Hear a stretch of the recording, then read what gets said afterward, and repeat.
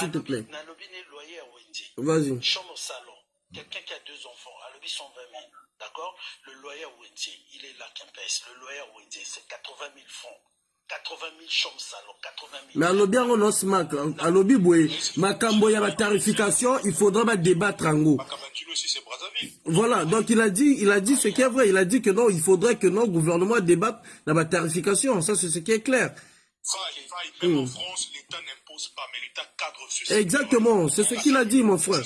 Smack, s'il te plaît, je veux faire passer d'autres personnes. Ok, merci. Merci. Merci, merci. Le van est plus au Mich. Qu'est-ce que tu es toujours là? Hein? Merci. Pardon? Qu'est-ce que déjà? Yozada Mutanda Gozala posé. Non, il y a 2 personnes et puis au ministre Tiko Kileno. Ministre, 2 personnes, vite fait. Tu as vu que tu as abusé. Ça va bien? Quand je parle là, ça va? Ouais, on t'entend. Merci. Bonsoir, monsieur Mouton, monsieur... Bonsoir, mon frère. Bonsoir, mon frère. Alors, moi, je n'ai que 2 questions, hein, 2 questions précises, s'il ne faudrait pas que je puisse monopoliser la parole. Ma première question serait de savoir, monsieur Mouton, vous avez été ministre, ancien ministre de la Culture. Vous avez eu à nous faire la publicité d'une loi que vous avez votée concernant la régulation de ce monde un peu musical. C'était quand même un pas. Alors, j'aimerais savoir quelles ont été les décisions prises pour les éditeurs congolais. C'est-à-dire comment, peut-être moi je ne suis pas informé, vous pouvez informer le public congolais, comment vous avez pu mettre des lois pour réguler ce monde de l'édition. Est-ce qu'il y a eu, lors de vos fonctions, cette volonté-là de travailler pour faire à ce que les Congolais qui rêvent publier un jour des livres à travers les maisons d'édition des Congolais puissent avoir la facilité d'être publiés? Ok. Ça, c'est M. Levan? Ouais, c'est Levan, ouais. Ah, c'est mon frère Levan. Okay. Mon frère Levan, je vais te répondre de façon très simple parce que ta question est très objective et simple. J'ai un cadet à moi qui est très proche de toi, tu sais de qui je parle. Le moi est très haïssable. Le moi est très haïssable. Moi, je n'aime pas parler de mon bilan en tant que ministre de la Culture. Je n'aime pas faire cet exercice. Mais, à l'époque où nous sommes au ministère, sur proposition de ce cadet que tu connais, je ne veux pas citer son nom ici, les 1 an que nous avons passé à la tête du ministère, nous avons financé le transport des livres de tous les compatriotes qui éditaient leurs livres à l'extérieur du Congo vers Brazzaville. 1. 2. Nous avons ramené le Congo au salon du livre à Paris, alors que le Congo, pendant près de 3-4 ans, n'avait plus participé à ce salon. Et à la dernière édition, nous avions été le pays à l'honneur. Je me souviens, j'ai reçu personnellement le président François Hollande. J'ai encore les photos. J'ai reçu le président François Hollande sur le site, sur le salon des Africains. Le premier salon africain que le président Hollande a visité, c'était un salon qui était partagé entre le Congo et la Côte d'Ivoire. C'est moi qui avais reçu le président Hollande. J'ai encore les photos et les vidéos que je peux mettre à disposition des compatriotes. J'étais accompagné de l'ancien ministre de la Culture de la Côte d'Ivoire, qui aujourd'hui est ambassadeur de la Côte d'Ivoire en France. Nous avons aujourd'hui, étant à l'Assemblée nationale, fait voter une loi, mais cette loi tient également compte, du secteur de l'écriture. Bon, maintenant, comme tu le sais, lorsqu'on rédige une loi, on va sur des aspects généraux. Maintenant, le gouvernement, par le ministère des Industries culturelles, est en train de travailler sur l'élaboration d'un décret avec des textes d'application qui va à ce moment-là donner des rôles à chacun. Mais La loi qui a été votée, je te remercie d'en parler. Depuis tout à l'heure, on n'avait pas de questions précises sur la question culturelle. Aujourd'hui, ce qui est vrai, ce qui est à retenir, c'est qu'il y a une loi Moutom qui existe. La loi Moutom va donner la possibilité aux artistes, donc aux sapeurs, aux écrivains, aux musiciens, aux peintres, d'avoir désormais une retraite dans ce pays. Parce qu'il y a encore 30 ans, 25 ans, on avait considéré le secteur culturel comme un secteur de jouissance, comme un secteur de plaisanterie ou de blague. Mais aujourd'hui, avec cette loi, le secteur culturel est intégré dans le circuit économique de notre pays. Aujourd'hui, les artistes, avec les textes d'application qui vont sortir, les artistes doivent se considérer comme des salariés, peut-être pas avec le même titre que les fonctionnaires. Enfin, permettez-moi la tautologie, ceux de la fonction publique, parce que au niveau de la culture, les contrats sont cycliques. D'accord? Mais ce qui est important de savoir, c'est que désormais, avec la loi Moutom, les artistes doivent désormais se considérer comme des acteurs du circuit économique de notre pays. Avec cette loi, nous avons travaillé à intégrer le débat sur le rôle économique de la culture dans notre pays. Okay? J'espère que Faye nous permettra d'en parler un jour parce que nous ne devons pas nous limiter seulement à des polémiques, un tel a construit un immeuble, un tel a fait ceci. Non, ça c'est un bon sujet. Je suis d'accord avec toi. Moi, je suis très ouvert, très partant pour qu'on ait un débat demain sur le rôle économique de la culture dans notre pays. J'espère avoir essayé de répondre à mon frère Levan, que j'apprécie énormément. Ma dernière question, M. Moutom. Oui, j'avais dit que j'ai 2 questions. Ça, c'est ma dernière question. Okay. Nous sommes tous les Congolais. Nous savons que M. Denis Sassou Nguesso n'est pas éternel.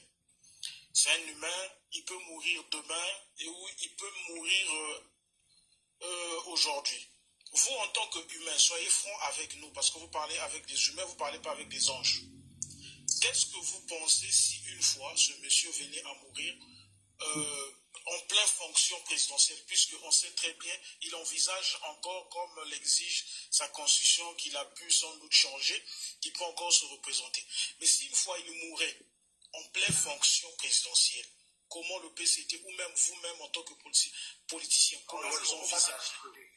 Comment vous envisagez? Est-ce que vous allez prendre son enfant, M. Denis Sassou Nguesso, qui est vu par certains Congolais comme étant son dauphin, ou le PCT va simplement nous imposer un autre candidat?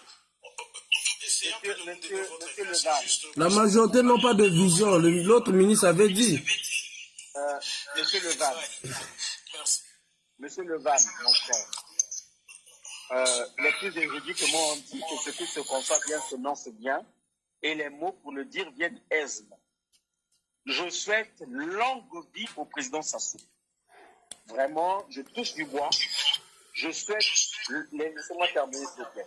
Je souhaite longue vie au président Sassou. Vraiment, s'il peut encore vivre 30 ans, 40 ans, 50 ans, 60 ans, je le lui souhaite. Maintenant, il est humain, et vous l'avez dit. Mais s'il arrivait qu'il ne soit plus là dans l'exercice de ses fonctions, mais il y a une loi qui existe, il y a une constitution qui existe. La constitution dit que c'est le président du Sénat, à ce moment-là, qui sera chargé de conduire les élections. Mais ce n'est qu'à ce moment-là que nous, en tant que PCT, nous serons prendre nos responsabilités. Mais ne me donnez pas à parler de la mort d'un papa, d'un président, d'un chef, d'un patriarche, alors qu'il est encore en vie, il est encore en forme, alors que moi, personnellement, je parle de moi, les autres, je ne sais pas, j'ai encore besoin du président Sassou à la tête de notre pays. Donc, pour vous répondre, il y a une constitution qui existe, nous ne souhaitons pas le pire, mais il y a une constitution qui existe. La deuxième chose, vous parlez de l'honorable du ministre Denis Sassou Nguesso. Mais Denis Sassou Nguesso est un Congolais au même titre que vous, monsieur Levan. De la même façon que Denis Sassou Nguesso a des droits, il a aussi des devoirs. S'il a le devoir de respecter la constitution congolaise, mais il a le droit d'être présent de penser briguer la magistrature suprême au Congo. Donc pour moi, c'est une question qui n'a pas lieu d'être. La question que nous devons nous poser, est-ce que Denis Christel Sassou Nguesso est congolais? Oui. Est-ce qu'il a le talent un jour pour être président de la République? Oui. Contrairement à ce que vous pensez, moi je l'ai pratiqué. Denis Christel est un monsieur... Non, Levan, c'est bon, vous avez posé vos 2 questions. On va finir par cette question. Levan pose la... Je chute en disant, monsieur Denis Christel Sassou Nguesso est un Congolais. Il a les droits et les devoirs comme tous les Congolais. Il a le droit un jour de penser briguer la magistrature suprême. Si c'est sur le point de la compétence et du talent, je peux vous dire, je fréquente M. Denis Christel Sassou Nguesso. C'est un monsieur intelligent que nombreux ne connaissent pas et que nombreux ne vont pas atteindre à la cheville. Ça, on a compris. Ne suivez pas ce que vous lisez sur les... Smack, s'il te plaît, Smack, s'il te plaît. Denis Christel est un monsieur intelligent qui maîtrise les dossiers de ce pays, contrairement à ce qu'on pense. Ok, parfait. Là, on va finir avec Valentin. On prend la dernière personne au Mich et puis les autres pourront peut-être... parce qu'on doit libérer aussi Monsieur Moutom. S'il vous plaît, attendez s'il vous plaît la famille. Au Mich, tu vas prendre la parole, s'il te plaît. Monsieur Moutom, Monsieur Kempes, hier, vous allez déjà poser ma question, vous rébellez.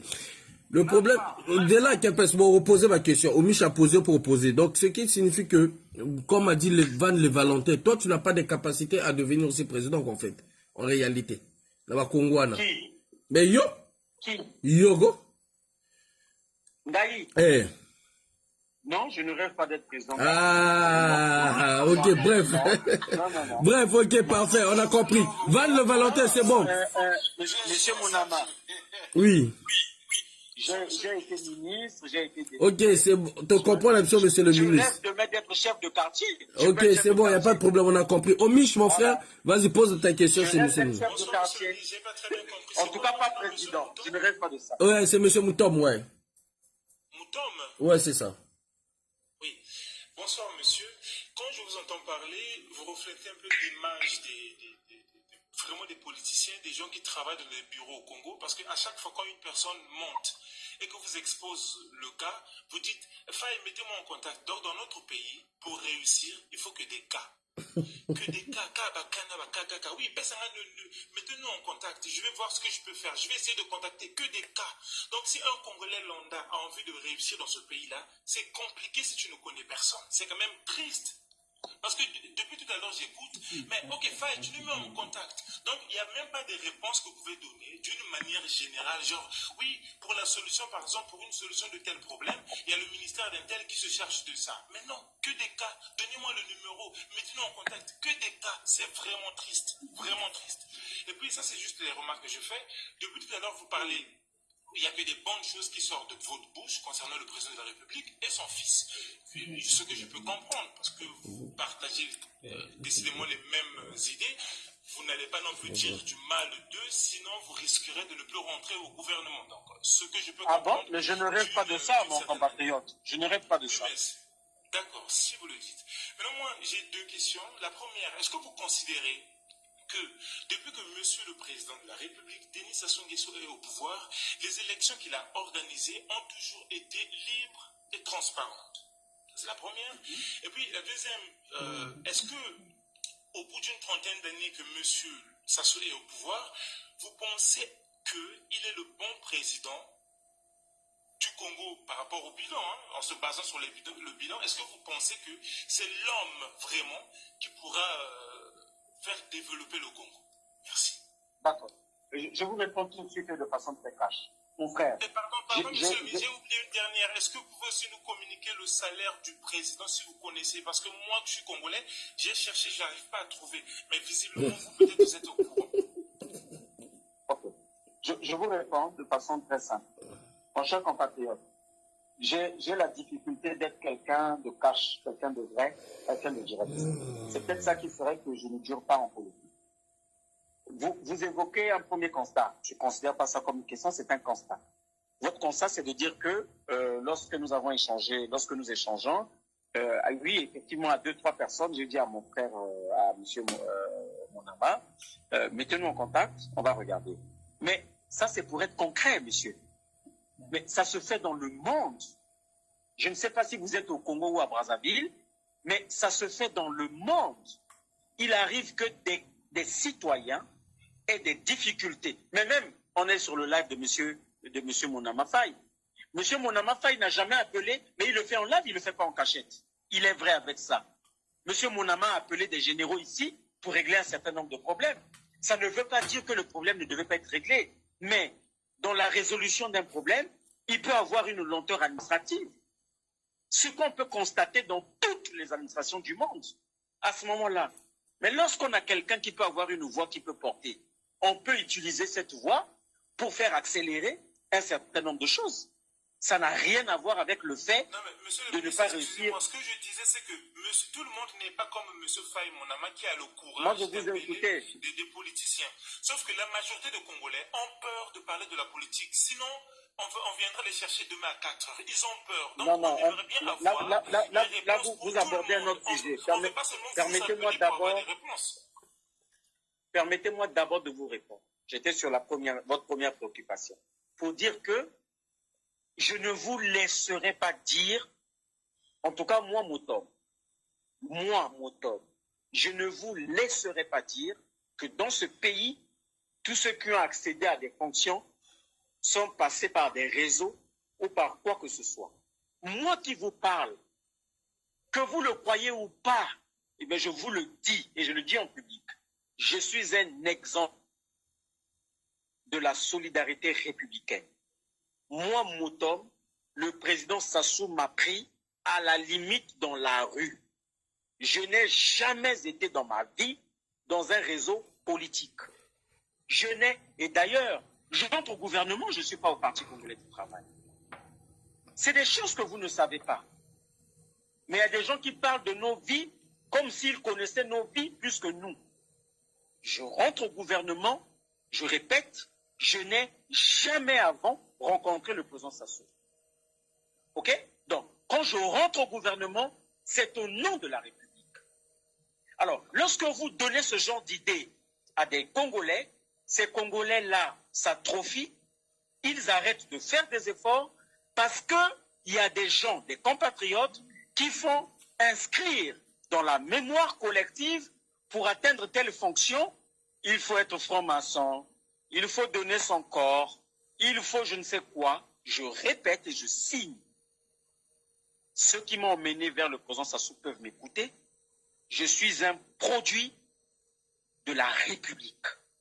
Je suis un produit de l'amour de la République. Je suis un produit du patriotisme.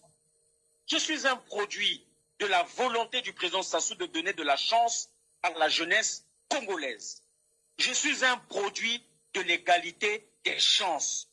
Mon père, professeur à l'université, père à son âme, chef de département de botanique, décédé, je disais père à son âme, n'a jamais fait la politique, n'a jamais été dans les réseaux politiques. Mais le président Sassou m'a ouvert une brèche. Aujourd'hui, je suis ce que je suis. Donc, je refute cette thèse à faire croire aux gens que pour accéder à certaines fonctions, il faut connaître X ou Y. Les gens doivent travailler et la République, elle est une et indivisible. Ensuite, vous posez la question relative à l'organisation ou à la clarté de l'organisation des élections. Mon cher compatriote, bon, c'est à vous de me déjuger. Les élections qui ont été organisées dans ce pays, M. Tati Mabiala a été candidat, M. Kinyumbi Kiambrungu a été candidat. Est-ce que ce sont des hommes crédibles déjà? Non, monsieur Monama, s'il vous plaît. La crédibilité, vous n'avez pas un curseur pour juger de la crédibilité. On juge quelqu'un selon ses actes, selon ses résultats. Laissez-moi finir, s'il vous plaît. Merci. Laissez-moi finir. Merci. Moi, je juge sur le fait... Ne choisissez pas des gens qui vont dans la même direction que le PCT, monsieur le ministre, quand même. Ça me concerne pas. Ok, d'accord, parfait.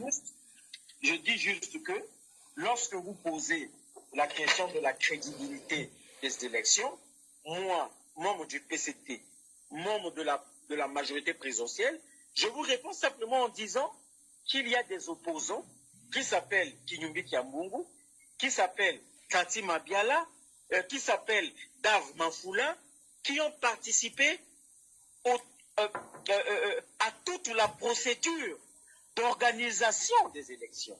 Maintenant, mais si toutes ces personnes estimaient ou estiment que l'élection n'est pas crédible, mais on doit pas... On te pose la question, pourquoi tu ne cites pas J3M, Moukoko et Okombi?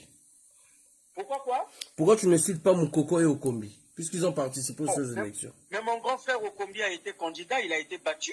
Mon papa, le général Mokoko, a été candidat, il a été battu. Non, je n'ai pas cité, voilà, vous voyez, j'apprécie, mais je n'ai pas cité leur nom par pudeur, parce qu'ils sont dans une situation que je veux dire complexe. C'est par respect, justement, que je n'ai pas cité ces noms, puisque vous les citez. Mais je dis que les élections dans je crois que vous ne connaissez pas, pardonnez-moi, hein, je crois que vous ne connaissez pas le mode d'organisation des élections au pays.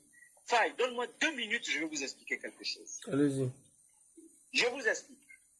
Quand on est candidat, que ce soit à une élection législative ou à une élection présidentielle, chaque candidat a des représentants dans chaque bureau de vote de façon équitable.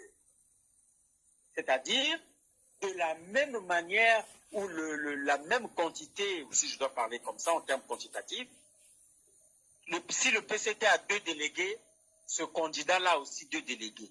Donc, vous devez inscrire dans votre réflexion que tous les candidats que vous voyez aux élections, que ce soit présidentielles ou législatives qui sont de l'opposition, ont des délégués dans les bureaux de vote. OK? Ils ont des délégués. À ce moment-là, je ne vois pas comment on doit parler de saupoudrage ou de quoi que ce soit, mon frère Faye. Ils participent. Fatim Abiala participe aux élections avec nous. Aujourd'hui, l'UPADES a même un représentant au gouvernement, non? Non? Bon, voilà. Monsieur le ministre, j'ai une question.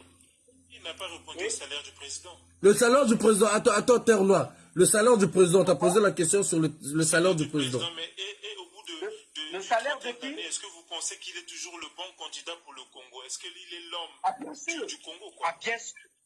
Oui, pour lui, le président Sassou, au jour d'aujourd'hui, est encore le bon candidat pour notre famille politique, le Parti congolais du travail. Et nous le soutiendrons. Ça, c'est pas... Il ne faut même pas que les Failles pensent à autre chose. Les Failles doivent savoir... Moi, je ne t'ai pas posé la question, c'est les Congolais qui te posent la question. Laisse-moi tranquille. Mais tu es Congolais, et maintenant, pour le salaire, monsieur le ministre. Donc, nous soutiendrons le président Sassou en 2026. D'ailleurs, d'ici 6 mois, nous commençons avec la campagne électorale. Il ne faut pas oublier, Moutom, c'est Malonga. Bon, ben, Faye, tu commences à faire rentrer le désordre. Non. Sacré, devant sacré. Ça, c'est votre ancien, ça, c'est votre prisonnier. Attends, devant sacré, s'il te plaît, frère, s'il te plaît. Le salaire du président. Le salaire de qui? Du président. Du papy. Hein? Le salaire de papy. Le salaire de qui? De papy, ça se lève à combien? Mais le président gagne même moins de 14 millions de francs CFA. Moins. Non, le salaire exact. Vous ne savez pas, monsieur. C'est pas très grave qu'il ne sache pas exactement. Moi, j'ai une question, monsieur l'ancien ministre, pardon. Ma question est celle-ci. Le président de la République nous avait vendu un projet disant que la République du Congo serait un pays émergent en 2025. Ça tombe bien, nous sommes dans une période où les élections arrivent. Ça tombe bien aussi, nous sommes à quelques mois de 2025. Quelle est la situation de la République du Congo par rapport à ce projet du président de la République? Oui, vous posez une question belle, une question objective, mais une question dont la réponse sera très très simple. Et vous savez comme moi, vous ne vivez pas sur la planète Mars ou Jupiter, donc vous savez comme moi que le monde a été bouleversé de par la situation de la crise en Ukraine, de par la situation de la Covid, et donc la situation économique dans le monde a fait de telle sorte que nous ne puissions pas réaliser cette promesse de l'atteinte à l'émergence à l'horizon 2025. Mais ce n'est pas un drame. La question, c'est de savoir permettez-moi s'il vous plaît. La question c'est de savoir, est-ce que nous sommes sur le chemin de la concrétisation de cette ambition? Oui, nous sommes sur le chemin de la concrétisation de cette ambition. Cela passe par le règlement de la question de l'électricité, point fondamental pour le développement économique d'un pays, pour le développement industriel d'un pays. Cela passe par l'amélioration des conditions pour attirer les entrepreneurs ou les industriels. Donc, l'amélioration de notre niveau, au niveau du doing business, là également, le gouvernement crée les conditions nécessaires. Donc, cette crise économique, qui n'est pas une crise particulière au Congo, c'est une crise qui touche plusieurs pays dans le monde. Oui, nous assumons le fait que pour 2025, nous n'allons peut-être pas atteindre cette ambition, mais une ambition, elle est évolutive. Une ambition, elle n'est pas stagnante. Elle est évolutive, donc nous évoluerons avec ça. Je crois que d'ici le prochain mandat du président, nous atteindrons ces objectifs. Merci. Alors, donc, monsieur le ministre, vous nous expliquez ici que le problème lié au manque d'arriver à l'émergence du Congo, c'est lié donc au Covid. C'est-à-dire que c'est le Covid qui a fait que le Congo... Non, c'est pas ce que j'ai dit. Non. Entre autres. Mais il y a quoi d'autre alors? Je vous l'ai dit, cher compatriote. Très rapidement. Non, attends Blanchard, parce qu'il y a un élément qui est quand même important. Vous savez que lorsqu'on parle de l'émergence d'un pays, il y a un certain nombre de points. Pouvez-vous nous dire au moins ici quels sont les points qui ont été atteints? Puisqu'il y a des points qui peuvent cadrer un pays comme pays émergent. Quels sont les points au moins qui ont été atteints? Où on peut dire que là on avait atteint les objectifs. Quels sont les points qui ont été atteints? C'est-à-dire qu'aujourd'hui, lorsqu'on est classé en tant que pays émergent, il y a plusieurs points. Vous avez le taux d'urbanisation, la stabilité politique économique, l'évolution du marché financier, vous avez tout ce qui est les indices, donc les indicateurs de développement humain, tout ce qui est développement d'infrastructures. Quels sont les points qui ont été atteints? Vous avez le niveau d'industrialisation, donc j'aimerais bien savoir. Je vous ai dit tout à l'heure. Pourcentage. Ils sont à combien de pourcents? Allô? Je vous ai dit mon... Allô? Pardon? Allô, vous m'entendez? Oui, on t'entend. Oui, je vous entends. Est-ce que vous m'entendez? Oui, je vous ai entendu, mon frère.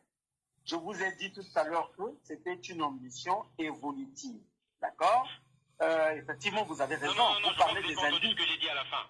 Ça, j'ai entendu que c'est une ambition évolutive, et je suis totalement d'accord. Mais vous j'arrive. savez, Mais j'arrive. Allez-y. J'arrive. Soufflez, papa. Soufflez. Hein, papa? Soufflez. Vous avez parlé des indices. Vous avez raison. Parmi les indices, je vais par exemple vous citer la stabilité politique. Aujourd'hui, comment? Allez-y, posez la question. Je vais par exemple vous citer la stabilité politique. Aujourd'hui, le Congo, notre pays, est considéré en Afrique centrale parmi les pays les plus stables sur le plan politique. Vous avez parlé de l'indice industriel. Mais l'indice industriel passe par l'incitation des lois pour attirer les investisseurs. C'est fait. C'est en train d'être fait. Il y a des lois qui sont en train d'être prises. Je peux finir, s'il vous plaît? Allez-y, finissez. Merci. Il y a des lois qui sont en train d'être prises pour inciter ou encourager les investisseurs à venir investir dans notre pays. Il y a la question de l'électricité, qui est une question fondamentale, qui est en train d'être résolue. Moi, je suis dans le domaine de la RSE, donc la responsabilité sociétale des entreprises, et nous avons dans le domaine de la RSE ce qu'on appelle par le PESTEL. Parce qu'à vous entendre, je crois que vous êtes assez calé dans ce domaine. Mais aujourd'hui, nous travaillons à faire de sorte que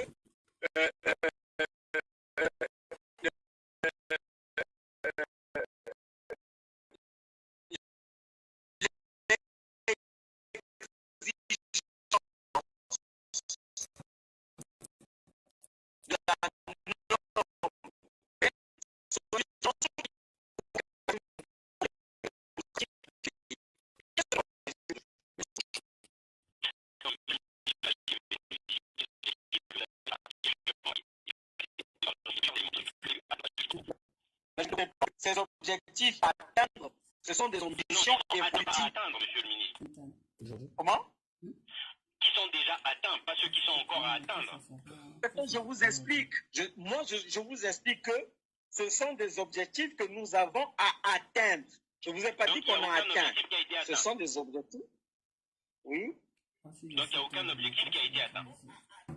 Mais nous sommes sur un processus. Pourquoi voulez-vous nous donner une note aujourd'hui? Nous sommes dans un processus. Bon. Mais... Bon, enfin, moi je... Non, je pose une question rapidement, une dernière question. C'est malheureux. Une dernière question. Tena Tobakal, Tena posé la dernière question. Monsieur Faye, je peux maintenant dormir? Ok, deux questions pour tout Tika. Monsieur le ministre, une dernière question. Bonsoir, mon frère. Le gouvernement a écoulé 100 000 emplois. Oui, 100 000 emplois aux Congolais. J'aimerais savoir sur quelle base statistique le gouvernement s'est fié pour pouvoir donner ce chiffre. Et à quelques mois de la réalisation de leurs promesses, ils ont prorogé ce temps. J'aimerais savoir sur quelle base statistique, parce que c'est quand même un gouvernement. Aujourd'hui, lorsqu'on vient dire 100 000 emplois, ça veut dire qu'il y a des études qui ont été faites en amont, et ensuite on a fixé ce nombre. Moi, j'aimerais savoir sur quelle base le gouvernement s'est fié pour donner ce nombre. Ce que je sais, c'est que le Premier ministre et son gouvernement travaillent pour faire le nécessaire de façon à atteindre cet objectif aujourd'hui et demain. En réalité, c'est un plan Marshall pour l'emploi des jeunes qui est mis en place. Je m'interdis de rentrer dans des débats subjectifs sur 100 000 emplois d'ici au 31 décembre. Je ne suis pas dans les secrets des décisionnaires. Je ne suis pas dans ces secrets. Ce que je sais, c'est que le gouvernement fait le nécessaire pour faire que dans ce plan Marshall qui sera reproposé au peuple congolais, aux élus, etc., eh bien, que cela soit intégré. Voilà ce que je peux vous dire. Mais je ne suis pas dans les secrets des dieux pour vous dire que voilà en amont ou en aval comment la réflexion a été menée. Ça ne me concerne pas. Moi, ce qui me concerne, c'est le fait de l'ambition. L'ambition, c'est la création de 100 000 emplois. Maintenant, le modus operandi, ce sont ceux qui ont décidé de cela et qui vont, au fur et à mesure, décliner cette offre qui n'est pas insurmontable. C'est tout à fait possible. Il nous suffit de lever un certain nombre de leviers et je crois que c'est ce que le gouvernement fait. Parfait. Une question, puis on va couper le live, s'il vous plaît. On va pas abuser. Attends, Swaziland. Une question pour Kempes, une question pour Swaziland, une question pour Petit Visionnaire, une question pour Devant Sacré en couple. Bah, la question, tu as vu que vraiment là c'est bon. Pardon, je revais de poser cette question-là, monsieur le ministre. J'avais commencé, c'était Blanchard qui m'avait interrompu. Moi, je parle sur l'électricité. Je ne peux pas faire montrer les autres, s'il vous plaît. Bonaïbi Bozabine Belé. Togoluka Journée, mon sous, il est là, monsieur le ministre, ce qui a accepté. Avec remonter encore prochainement, on a le besoin de défendre champion. Quand même, il faut accepter que à Sali, vraiment, bah, il faut, on a heure aux yeux, il est déjà 2h32 quand même, d'accord. Il faut, bah, ministre Belé, bah, qui m'a quand même. Bon, on a même quand on les appelle, dès que Kaka Mongonga fait, bah, Kati, mais il y a bien la volonté, naïe. Peu importe na makamoto tokoki ko loba na gouvernement wana et belé ba ki ma même temps ba yo kaka mongongo na ngame ye mota bengi na lobine na zana direct anzimi que to kende na ba question réponse et puis azo répondre même si eza ba question monsieur azo ngo répondre na ngote il faut le dire aussi sur to meko tout ne peut pourquoi ba longo na gouvernement parce que cause appelle na bato mususu ba sepela ki na mosala parfois ngara mimate parfois ba ida minga mima on peut comprendre ça donc quand même yango to sengi na bino moi question moko to kata live prochainement ce qu'anzimi ayaka lisusu il y a pas de souci. Mais quand même, faut que... D'accord, merci. Donc, Anzimi, allez, donc, mon ami Kempes, question, moi, on a bien moto, na panel, beaucoup, excusez-moi, na baké belé, au besoin, na c'est, na kori, qu'on a bien tout, les longs. Vraiment, il faut toper, ma quoi. Pardon, na bien, quoi. Bon, excusez-moi, vraiment. Prochainement. Merci. Comme si il y a Djindambo, Bombango Faïliza, tout continuer. Question sur l'électricité. Monsieur le ministre a parlé sur l'électricité. Aujourd'hui d'abord, pour que l'électricité au Congo puisse interagir, pour qu'elle réussisse, il faut d'abord comprendre que le gouvernement gouvernement sache que il faut bâtir l'homme à la place qu'il faut. Ma question est celle-là. Le gouvernement congolais, comment ça fait-il le gouvernement congolais peut laisser à la SNU, c'est-à-dire à la EKRC, de souscrire ou d'escroquer les Congolais? Pourquoi je le dis? Je le dis avec preuve. Aujourd'hui, hier, on utilisait les compteurs de 500 milliampères. Pour toute puissance souscrite, le compteur était toujours à 500 milliampères et la puissance souscrite. On était dans l'incandescent, hein? On était dans les ampoules incandescentes. Du coup, la résistivité de consommation était vraiment trop énorme. Et aujourd'hui, on parle de l'économie de l'énergie. Nous sommes passés de l'incandescent à l'économique. De l'économique, on l'aide. La SNE enlève les compteurs de 500 milliampères, qui sont des compteurs reconnus, même au niveau de la France, les compteurs abonnés, pour nous mettre les compteurs de 150 milliampères qu'il va acheter chez un opérateur chinois pour donner chez les Congolais.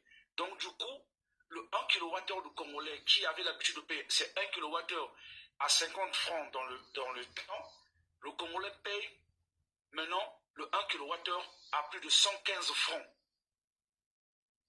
Monsieur le ministre, vous qui êtes ministre, est-ce que vous voulez que le Congo puisse se développer? Parce que moi, par exemple, si je veux faire quelque chose de contribuer dans mon pays, il faudrait que la puissance consommée soit égale à... Je paye, c'est-à-dire la consommation que je paye doit être égale à ce que je consomme. Bien sûr. Là, le gouvernement n'agit pas sur ça. Et celui qui veut faire l'industrie, celui qui veut faire peut-être quelque chose, disons, avec le courant, il est dans l'incapacité de le faire.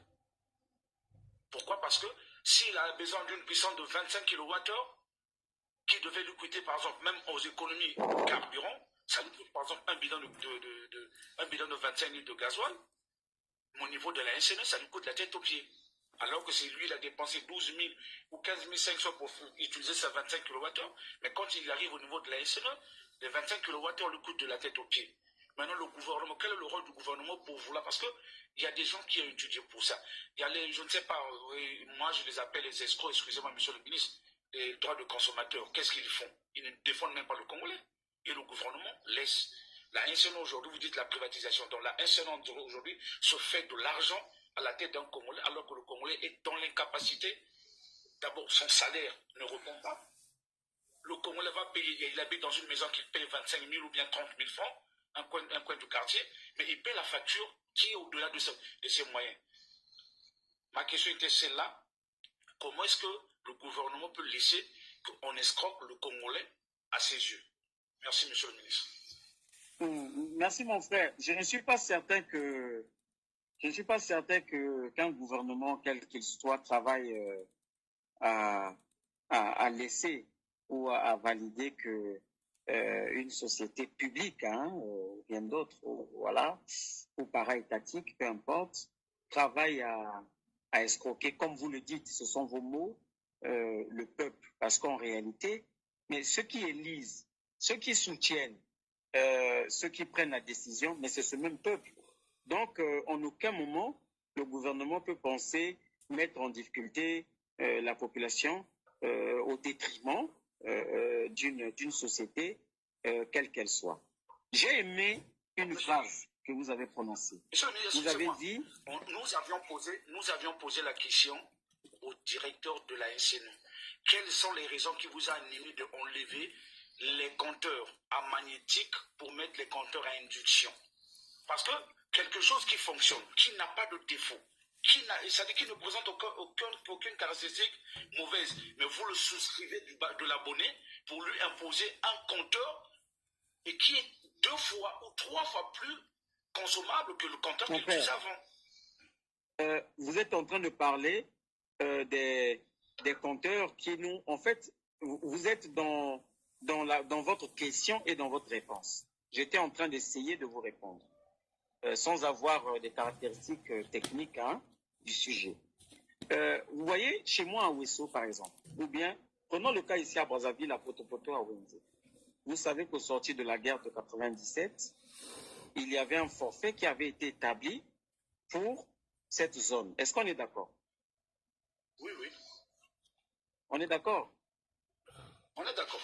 Est-ce que vous savez qu'aujourd'hui, à Potopoto, à Wende ou à Talangaï, vous qui êtes dans une maison de 2 chambres avec une télé, peut-être un ventilo, un congélateur, est-ce que vous savez que c'est vous qui payez l'électricité de ceux qui ont des boulangeries ou même de ceux qui ont des chambres froides? Est-ce que vous le savez? Oh non. Est-ce que vous savez que ceux qui ont des boulangeries et les chambres froides, aujourd'hui, payent l'électricité au même niveau que vous? Pourtant, vous ne consommez pas de l'électricité au même niveau. Celui qui a une boulangerie consomme plus que vous. Monsieur le ministre, je peux vous interrompre, veuillez m'excuser. Bien sûr, mon frère, on discute. Le comptage, la consommation de l'électricité est basée sur le comptage qui est le compteur. La chambre froide et moi, on n'est pas aux mêmes consommations. Déjà, en regardant par la puissance, on n'est pas. Donc, il ne faut pas nous faire comprendre que non, moi, qui a un compteur, je souscris la puissance. Par exemple, la puissance électrique, je suis sur la puissance 3, qui me fait un forfait 15 000 et quelques en consommation, si je peux, en consommation normale, dans la logique par rapport à la puissance de ma maison, si j'estime, moi, je peux consommer ma puissance, je peux dire que je peux consommer pendant les 60 jours de la NCN, je peux consommer, par exemple, 8 000. Parce que moi, j'ai fait l'électricité. Je connais comment... Ça, c'est des questions à poser à Yadou. Ça va être compliqué. Oui, bon, mais c'est quand monsieur le ministre arrive à dire que non, nous payons l'électricité des chambres froides. C'est faux. Chambre froide à son compteur, son type de compteur. Mon frère. Oui, je vous écoute, monsieur. Allô? Mon frère. Celui qui vous parle a géré cette question pour la ville de Ouisso. Dans la ville de Ouisso, les populations, donc les particuliers, ont le même forfait que ceux qui ont des boulangeries.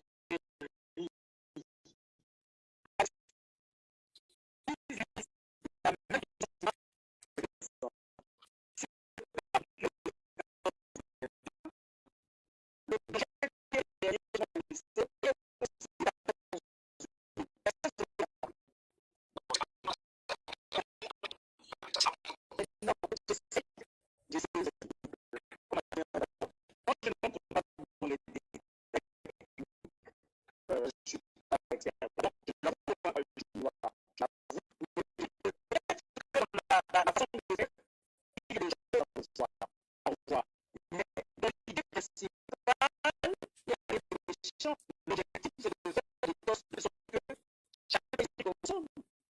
Parce qu'il y a une forme de justice. Une justice sociale. Tout le monde que moi, qui loue une maison à Ouisso, que je paye un forfait chaque mois et que je n'ai pas une la de joie, alors qui consomme l'électricité comme moi. Donc, on va cette question. Je pense que l'idée principale, c'est de créer les conditions pour que chacun paye ce qu'il consomme. Maintenant, dans le monde de calcul ou dans le modèle opérandiste, il va y avoir des problèmes. Vous êtes ainsi congolais, je ne sais pas les ça. Nous n'avons pas la science incluse à ce moment-là. Vous avez des séquences techniques. N'hésitez pas à faire du fiche, à faire parvenir au milieu du tunnel, ou à moi, ou à quelqu'un, peu importe. Ça nous donne aussi des arguments pour débattre de certaines choses. N'hésitez pas à changer. Malheureusement,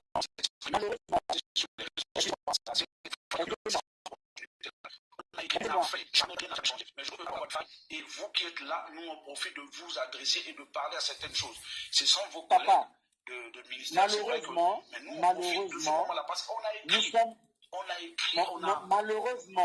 malheureusement, nous sommes dans une société où nous, je dis nous les politiques, nous avons voulu donner l'impression aux gens qu'on savait tout, qu'on avait la science infuse, alors que parfois on ne maîtrise rien du tout de certains domaines.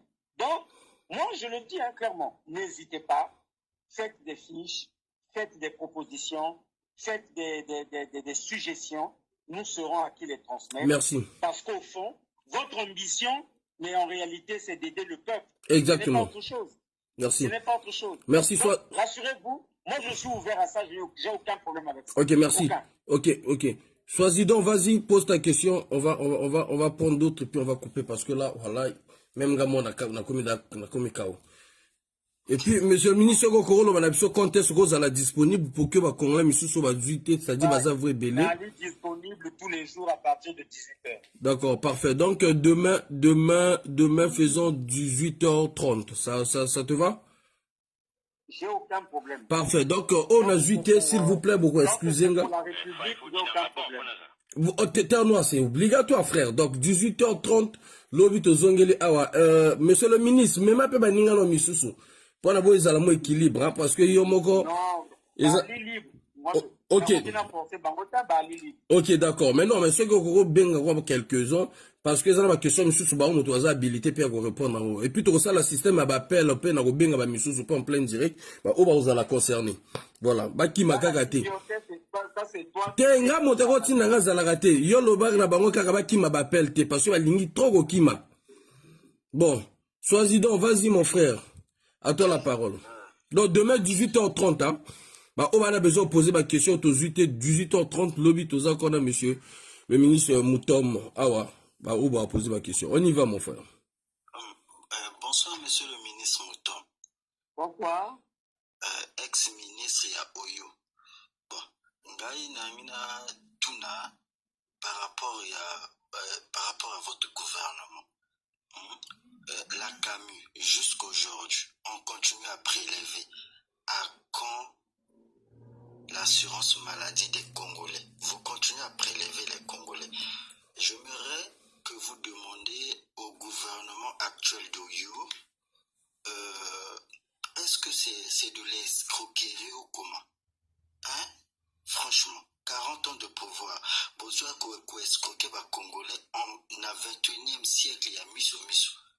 La CAMU, jusqu'aujourd'hui, on continue à prélever. Et les gens n'en parlent pas. Et on continue à prélever. Les gens n'en bénéficient pas. Bozo continue à prélever jusqu'à l'île. Hein? Ok, c'est bon. Et ça, question, moko, moko, dis-la répondre, mbala moko. Merci.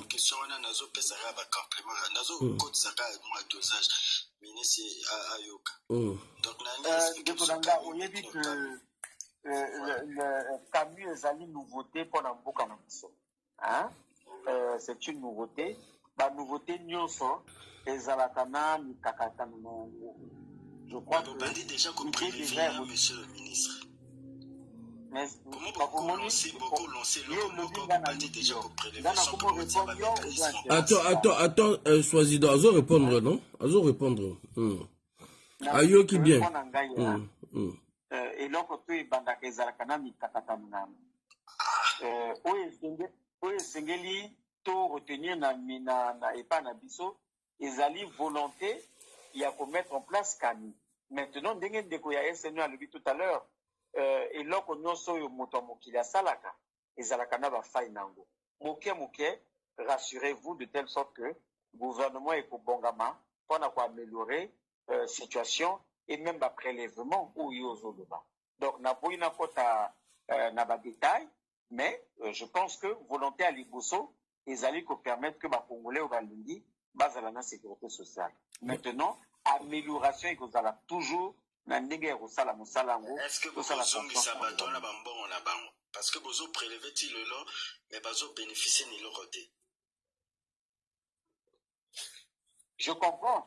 Il y a un wana na lebi na yo encore, n'engé vous le dit tout à l'heure, et l'autre tout est bandakaya sika. Et Zalakana mi kakata en place et loco et que beaucoup de taxes moko ou beaucoup qui sale et loco moko que vous bandit déjà qu'on prélevé bateau et que monsieur le ministre et ça la makana wa mboka tunde konanga kopesa impression que les alliés katana Congo. Sois-y donc, on va pas tarder là-dessus s'il vous plaît. À répondre déjà en haut, Et ça la Ça arrive. Ok, Monsieur Moutom a déjà repris Nango à lobby que bon ça là-bas est fort. On prend note et puis on verra aux jours à venir. Si, tout est grave au Congo, mon frère, sois-y donc, s'il vous plaît, la famille. On va pas tard. C'est-à-dire, Monsieur Moutom, je pense que demain on va faire 19h30 parce que on comme on va déclarer, bah lobby n'a pas fait Moussa là. Comme on a 6 semaines, oyo, on a vacances, semaine on a 6 ans, tout n'a pas l'air. Donc, demain 19h30 pour nous permettre, bah, petit visionnaire, à toi la parole, s'il vous plaît. Bah, demande, s'il vous plaît. Motomora tika la poto kati. Motomora, non, mi balé batia poto kati. Mi balé to kati. Non, tu dis non, tu es que non maintenant. Terre noire, yo bomba question. Le lobby, yo motono, otiko gérer panel, quoi, terre noire. Otiko gérer panel, la question, quoi, terre noire. Petit visionnaire, à toi la question. Et puis, devoir sacré et président, et puis on coupe.